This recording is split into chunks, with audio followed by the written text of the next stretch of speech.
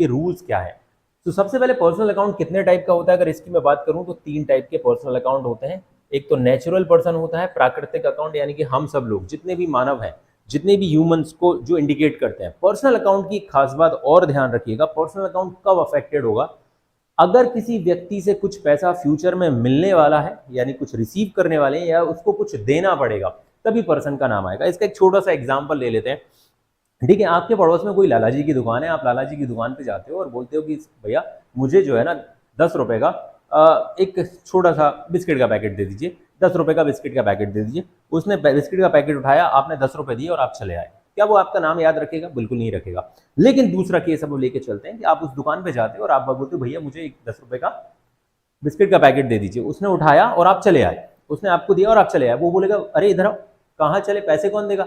अरे बोले मैं वर्मा जी का बच्चा हूँ, उन्होंने बोला था अंकल के पास जाओ वो दे देंगे, पैसे बोल देना कि बाद में दे देंगे। अच्छा ऐसा ना, ठीक है। तो वो अपनी बुक में वर्मा जी का नाम लिख लेगा। वो वर्मा जी को याद क्यों रखेगा? क्योंकि उसे वर्मा जी से अब 10 रुपए लेने हैं। यानी जब भी कुछ पैसा लेना और देना होता है तभी हम किसी व्यक्ति को याद रखते हैं, नहीं तो कितने लोग हमारी दुकान पर आएंगे, कितने लोग हमारी दुकान से सामान लेके चले जाएंगे, हमें कोई मतलब नहीं है। तो पर्सनल अकाउंट कब अफेक्टेड होगा? जब किसी इंसान से कुछ लेना है या देना है। बच्चे बहुत ज्यादा कंफ्यूज होते हैं, जैसे लिखा होता है कि salary paid to Mohan. Sir यहां पर मोहन का नाम क्यों नहीं लिखेंगे? क्योंकि मोहन माना कि एक व्यक्ति है, लेकिन उसको दिया गया पैसा कोई फ्यूचर में लौट के नहीं आने वाला, उसे हमने इसलिए पैसा दिया क्योंकि उससे हम सर्विस ले चुके हैं। तो खर्चों में और पर्सनल अकाउंट में, क्योंकि यहाँ पर एक कंफ्यूजन अक्सर बच्चों के बीच में आता है कि पर्सनल और नॉमिनल में क्या डिफरेंस होता है। कई बार लिखा रहता है कैश पेड टू राम, तो हम उसमें नाम का नाम लिखते हैं। कभी लिखा रहता है cash paid to Ram for salary, तो हम राम का नाम नहीं लिखते हैं। यही डिफरेंस होता है, जिससे पैसा मिलने वाला है या जिसको पैसा फ्यूचर में देना पड़ेगा तभी पर्सनल अकाउंट अफेक्टेड होता है। तो पर्सनल अकाउंट 3 टाइप के होते हैं, नेचुरल, आर्टिफिशियल और रिप्रेजेंटेटिव।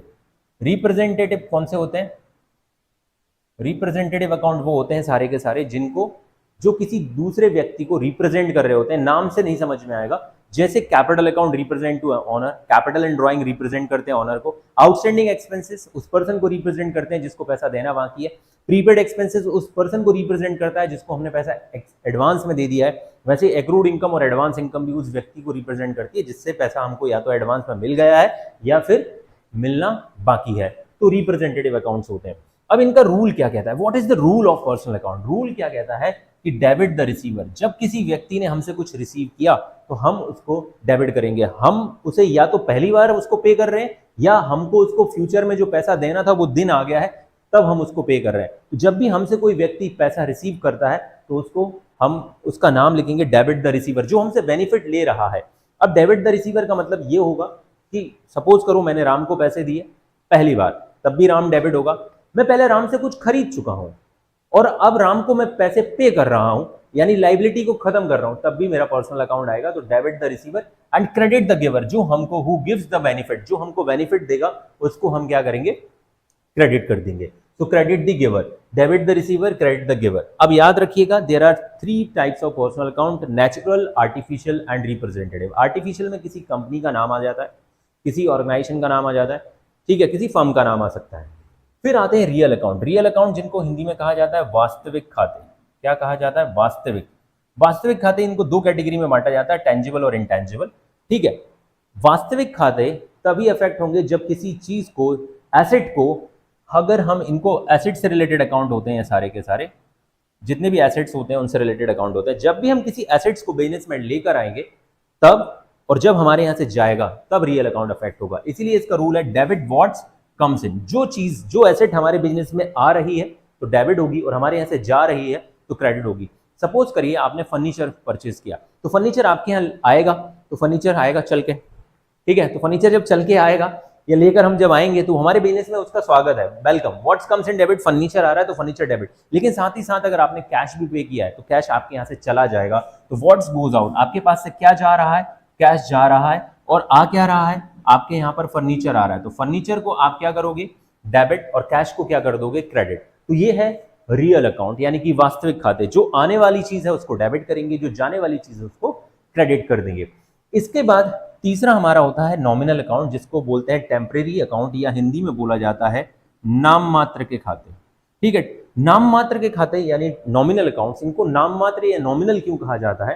क्योंकि debit all expenses and losses, अगर इसमें सारे के सारे expenses, losses, income and gains आपस में कटने के बाद एक रिजल्ट निकलता है, या तो प्रॉफिट या फिर लॉस या फिर no loss no profit, no loss no profit.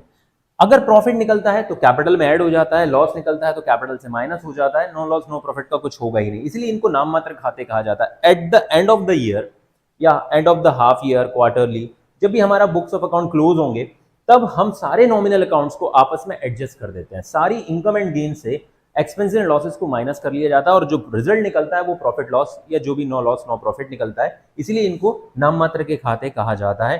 तो यहाँ पर क्या कहा गया, इसका रूल क्या है, जितने भी लॉसेस एंड एक्सपेंसेस होंगे आपके यहाँ वो आप डेबिट कर दोगे। लाइक आपने सैलरी पे किया, आपने रेंट पे किया, आपने वेजेस पे किया, वो सब क्या कर दोगे आप सब क्या कर दोगे, डेबिट। अगर आपके पास जो भी इनकम्स एंड गेन्स होती है, लाइक सेल्स आपकी इनकम होती है, इसके अलावा कोई कमीशन रिसीव है, इंटरेस्ट रिसीव है, वो सारी आपकी इनकम एंड गेन्स जो है वो सारे के सारे क्रेडिट हो जाएंगे। यहाँ पर ये है आपका ट्रेडिशनल अप्रोच के according rules of journal entry. इनको गोल्डन रूल्स ऑफ अकाउंटिंग भी कहते हैं।